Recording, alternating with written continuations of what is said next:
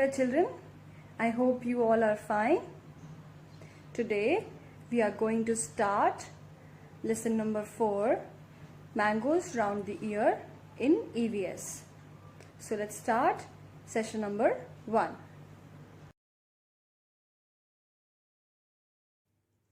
In this chapter, we will learn how to know that food has spoiled. How does the food get spoiled? Effect of seasons on spoiling of food. Effects of eating spoiled food. Also, an experiment with bread. Before starting the chapter, let's hear a conversation between Neetu, Aman and Preeti. Wow, Aman's lunchbox has sweet puris. Hey, today Neetu has brought potato sabzi. I have got bhindi, Preeti said.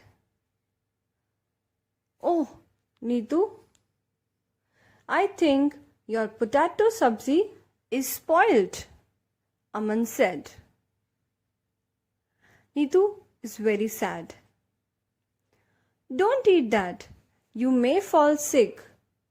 Here, you take some bhindi, Preeti said, offering her lunch to Neetu. Now children, you must be wondering that how Aman came to know that potato sabzi of Neetu is spoilt. There are different ways through which we can make out that a particular food item is spoilt. Now we shall study them in detail. How to know that food is spoilt? First, check the dates. Children, before you use any packed food, you must check the dates such as manufacturing date, expiry date, and best before date before consuming the product. If you have passed that date, it is recommended not to use it for safety reasons. Look at its color. Color of the food can help you tell if the food is spoiled or not. Color changes occur due to the food's exposition to air, which may have led to growth of bacteria in it. So children, whenever a food is spoiled, the color of that food item may change and we can make out that food is not good to eat. Smell it. If the food is smelling different, it is not good to eat. Smell may change due to fungus and bacteria growth in the food. Watch its surface. Take a closer look at the food. If it seems to have a sticky and slimy texture, it means it has started going bad. If you notice any strange element on its surface, such as any green or black areas or dark spots, it indicates that fungus has started to grow on it. Children, you all must have noticed different food items kept in your kitchen. So let's do an activity. Look in your kitchen and write down names of food items that can get spoiled in 2-3 days, that can be kept for a week, or that would not spoil till 1 month.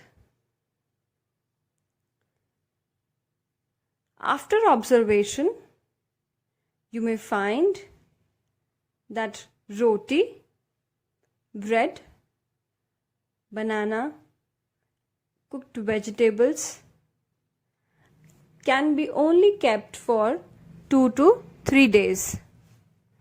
Potato, onion, cakes, apples can be consumed till a week.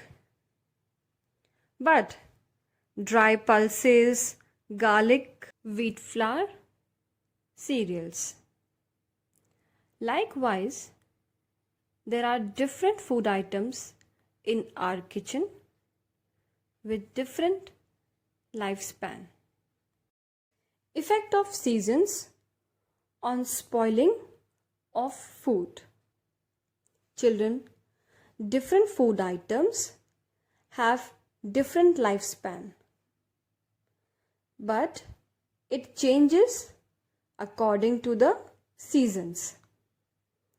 In the dry season, a food item can stay longer without getting spoiled even if it is not refrigerated. Whereas in the rainy season, which is hot and humid, food items get spoiled very frequently due to the high level of moisture present in the atmosphere. Children, you must be wondering that how does the food get spoiled? If food items are kept for a long period of time and they are not stored properly, they get spoiled. Such food items are bad for health. Food items kept for a long time spoil because germs start growing on it. There are various factors which are responsible for food spoilage, such as bacteria, fungus, moisture, and temperature.